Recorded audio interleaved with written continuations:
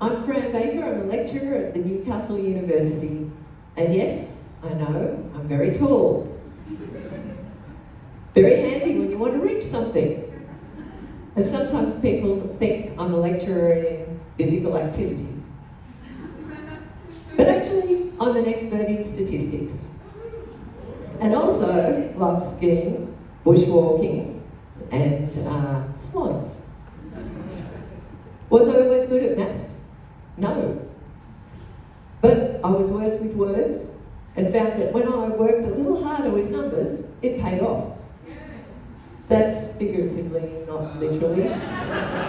Or did I get that the wrong way around? You see, the other reason I was driven to pursue maths is I'm also dyslexic. I literally had no other choice. So statistically speaking, I was highly likely to work with statistics. Thank you. And yes, I practice saying statistics a lot. I don't want to have a few drinks and tell someone that I teach statistics. Statistics is based on maths. When you're good at maths, people like to say, "You must be really smart." Well, that's clearly not me. And when you think of a stats lecturer, you probably imagine this. Also not me. But when I think of a statistician, it's more like this.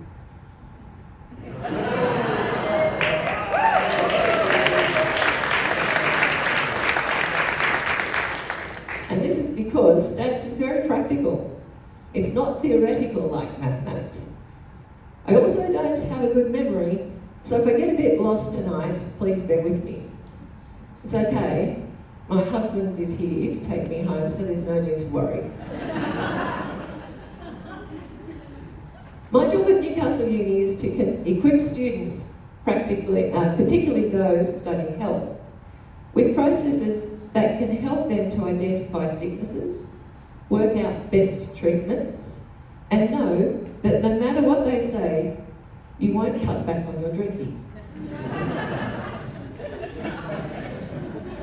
Statistics helps health professionals and others to make decisions that aren't just based on feelings, but instead backed by evidence.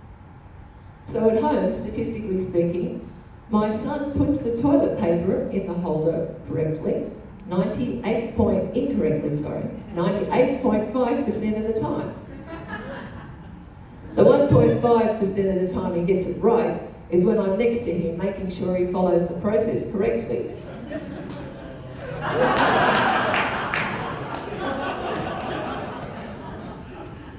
I thought my dog gets more love than my cat.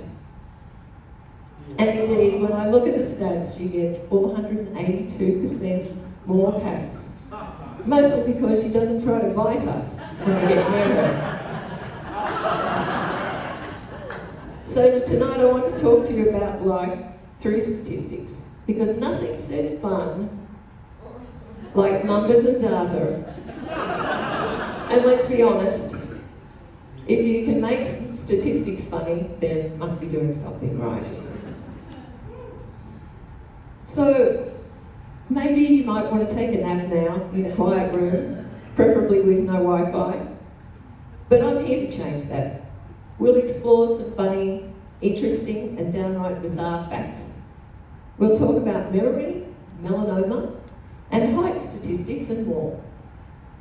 So let's dive in, shall we? Let's start with memory. How many of you remember what you had for breakfast yesterday? Well, I don't. But did you know that the average human memory can hold around 1 quadrillion bytes of data? That's about 10 million hours of TV shows. So technically you could remember every episode of Home and Away ever aired. Now that's impressive, unless you're like me and you can't remember where you put your phone 5 minutes ago. About 25% of Australians claim they have terrible memories. You know that? What's interesting about that? It's that Aussies have bad memory. It's not that Aussies have bad memories, it's just that they can't remember that they have bad memories. And for you students out there, you know what I mean? Here we are when we've just learned something. 100% good looking, feeling good. One day later, our recall has dropped to 33%. And we're feeling more like... And here's one for the teachers out there. 86% of your students have already started using AI. 24% daily, and 54% daily or weekly. Now, let's talk about melanoma. I know it's not exactly a laugh riot, but stick with me. There's humour even in the serious stuff. Melanoma is the most common cancer in Australia, with Aussies being 12 times more likely to develop it than anywhere else in the world. 12 times. It's not all doom and gloom though. Thanks to Australians' Slip Slop Slap campaign, it's an increased love of sun protection. Melanoma rates are declining. And I should know, I'm a survivor. I used to be this.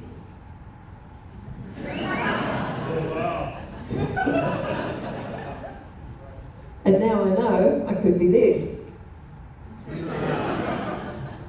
Seriously, being interested in stats, I asked my doctor what immunotherapy meant to melanoma sufferers.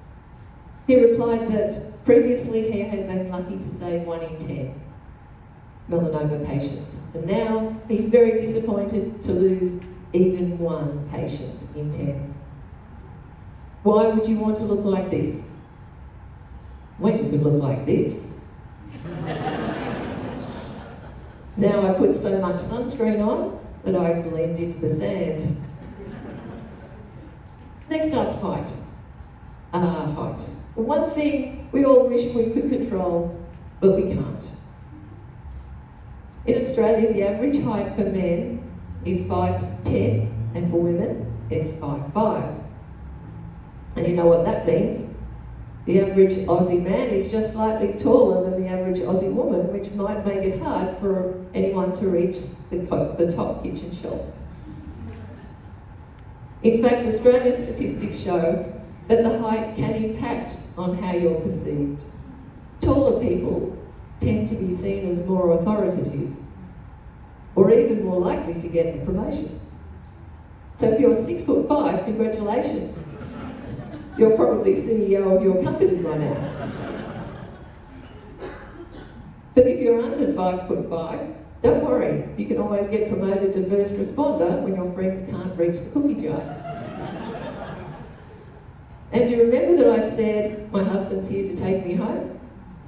That's because I told him to. Or did I?